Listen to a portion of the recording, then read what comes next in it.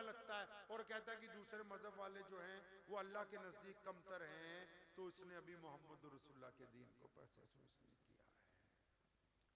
अल्लाह ताला ने हमें नमूने के तौर पर भेजा है कि अब्दुर्रहमान को, मोहम्मद शफी को, मोहम्मद जुनैद को देख के दूसरी कौमें, दूसरे मजहब के लोग कहेंगे कि नबी अलैहिस्सलाम कितने प्यारे थे, कितने आला इखलाक के थे, साहिब खुल्के अजीम थे, उनकी उम्मत इतनी बेहतरीन है, तो नबी का मर्तबा क्या होगा।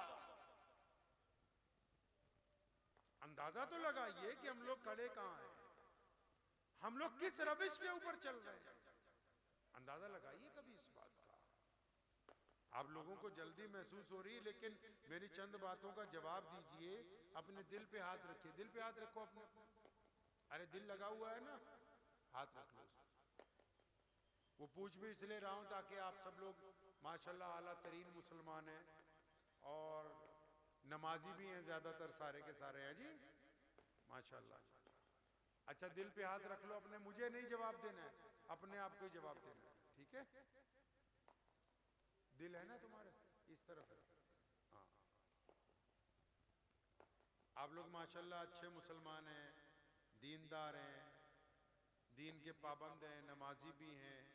अपने दिल पे हाथ रख के बताइए सच सच में आपने कभी अपने अब्बू के साथ जाके गले मिले हो, अपने अब्बू को जफ्फी डाली है कि अब्बू यार मुझे तो इससे बड़ा प्यार है, तूने हमारे लिए बहुत जिंदगी खराब की।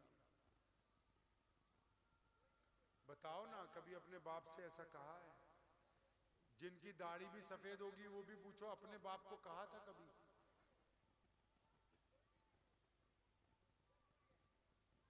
अपने दिल पे हाथ रख के पूछो आपने कभी अपनी मां के पैर दबाए हैं, मां के पैर दबाए कभी, कितनी बार दबाए रोज। अपने दिल पे हाथ रख के पूछो कभी बीवी को कहा कि मैं तेरा दोस्त हूं, मैं बदतमीजी करने नहीं आया हूं। अच्छा कभी अपने बच्चों के साथ वक्त लगाया है, वो भी छोड़ो, कभी अपने भूखे पड़ोसी को बुला के कहा कि आज तुम खाना मेरे साथ खाना। कभी किसी रोते हुए को हंसाया है। आप मुसलमान हो ना इसलिए पूछ रहा हूं। अच्छा कभी आप दौलतमंद हैं माशाल्लाह, अपनी हैसियत के मुताबिक आपकी कोई बहन, कोई भाई, आपका कोई दोस्त, आपका कोई पड़ोसी ऐसा हो जो मोहताज हो, आपको भी पता हो कि गरीब है, आजकल इसका काम नहीं चल रहा, इसके पास पैसे नहीं है, तो कभी आपने चुपचाप एक लिफाफे में कुछ पैसे डाले हों, चाहे वो 1000 हो, चाहे 10,000 हो, चाहे 5 लाख हो, अपनी हैसियत के मुताबिक, और आप चुपचाप रात को उठ के बिना किसी को बताए हुए उसके घर के बाहर दरवाजे से पैसे अंदर फेंक के आ गए हो कि मेरे भाई की इज्जत नीलाम ना हो, इसकी इज्जत बच जाए, इसका गुजारा भी हो जाए, मेरे लिए मेरा अल्लाह राजी हो जाए। कभी कुछ ऐसा किया आपने? कभी मस्जिद के अंदर पोछा लगाया है, कभी मस्जिद की बैतुल खला साफ की है। फिर कौन सा इस्लाम तलाशते हैं हम लोग। मैं शुरू में कहा था कि जलसों को हमने रस्में बना लिया है, हम आला रिवायात से पीछे हटे हुए हैं। याद रखो जो गैर मुस्लिम है इस देश के, सुनो काल खोल के आखिरी बात, जो गैर मुस्लिम है इस देश के, अगर वो आपकी वजह से कभी इस्लाम को बुरा कहेंगे तो आप अल्लाह और उसके रसूल के मुजरिम बनेंगे। सुन लो कान खोल के इस बात को। अपनी फोटो खींच लो, ये जो आपकी फोटो है ना, यही इस्लाम की फोटो है जो आपकी फोटो है। अब इस फोटो को आराम से देखो रात को अपने मोबाइल पर, क्योंकि जो हमारे हिंदू सिख भाई हैं, दलित भाई हैं, जैनी भाई हैं, वो मस्जिद नहीं जाते, जरूरत नहीं है, लेकिन वो इस्लाम को समझते हैं, इस्लाम को जानते हैं। कैसे?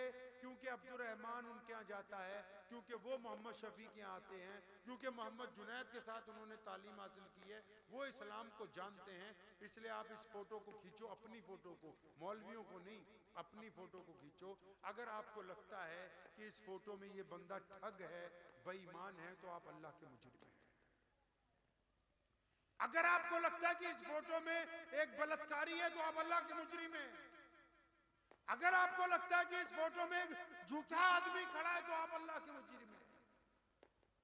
क्यों? क्योंकि जो गैर मुस्लिम है ना, वो इस्लाम को आप में तलाश कर लेता है। आप अगर अगर अच्छे हैं तो उसके नज़दीक इस्लाम अच्छा है, आप अगर ठगियां मार रहे हैं तो उससे नज़दीक इस्लाम अच्छा नहीं है। कुछ करेंगे, इस्लाम की तस्वीर को साफ करेंगे इंशाअल्लाह? बताइए, करेंगे इंशाअल्लाह? इंशाअल्लाह करेंगे। इस्लाम की तस्वीर को अपनी सतह पर, ये बातें हैं जितनी मैंने की और आपने की, मजा तब आएगा जब आपकी पीठ के पीछे आपका कोई गैर मुस्लिम दोस्त कह दे कि खबरदार, अब्दुर्रहमान के मुतालिक जो व्हाट्सएप पे बातें चलती हैं वो झूठ हैं, मेरा उसके साथ कितने साल से ताल्लुक रहा है, वो बंदा बिल्कुल ईमानदार है। ये आप पर मुनहसिर है कि इस मुल्क में आप इस्लाम की तस्वीर अच्छी बनाना चाहते हैं या बुरी बनाना चाहते हैं, आप पर मुनहसिर है। एक छोटा सा वाकया सुनिए, फिर अपनी बात खत्म करता हूं। एक साहब इस्लाम कबूल कर गए, मेरे वालिद मरहूम शेर इस्लाम मौलाना हबीबुर रहमान सानी लुधियानवी रहमतुल्लाह अलैह के पास आए, तो उन्होंने आके कहा, हजरत मैं चाहता हूं कि मेरी वालदा और वालिद भी इस्लाम में आ जाए। तो हजरत ने कहा कोशिश करेंगे, कुछ किताबें दी, फरमाया हम दुआ करेंगे, तुम करीब रहते हो, कोशिश करो। वो 6 महीने बाद आया, उसने आके कहा कि हजरत मेरी वालदा भी आ गई, उन्होंने भी दीन कबूल कर लिया, अब वालिद का मसला रह गया है, वालिद का मसला रह गया है। सुनो ध्यान से, इस आखिरी बात को दिल की तख्ती पे लिख के लेके जाना आज। उनका हजरत सिर्फ वालिद का मसला रह गया है। तो हजरत ने कहा कोई बात नहीं, दुआ करेंगे, कोशिश करते रहो। अब वो एक दिन आए, कहने लगे जी वो अब्बा भी आ गए इस्लाम में, लेकिन बड़ी हैरत की बात आपको बतानी है। हाँ बताओ क्यों आए? क्या वो जो किताबें थी ना, जो हमने सब लिटरेचर दिया था, वो तो उन्होंने लेने से मना कर दिया था। मैंने और मेरी माँ ने जिस दिन हमें उनको बताया कि हमने इस्लाम कबूल कर लिया, आप भी दीन में आ जाएं, तो उन्होंने अपने दरवाजे की कुंडी लगा ली और हमें कहा कि सुबह बताऊंगा। अब सुबह को जब उन्होंने दरवाज़ा खोला तो मुझे कहने लगे चल बेटा मैं भी तेरे साथ दीन में दाखिल होता हूँ। तो उन्होंने कहा, मैंने अपने अब्बा से पूछा, अब्बा जी आपने सारी रात हमें परेशान किया, ये बात तो आप रात भी कह सकते थे। तो उन्होंने कहा नहीं, रात ये बात नहीं मैं कह सकता था, क्योंकि मैं जिस गांव में पैदा हुआ, मेरे पड़ोस में एक मुसलमान रहता था, मेरा बचपन का दोस्त था, पहली से लेकर 10वीं तक मेरे साथ पढ़ा।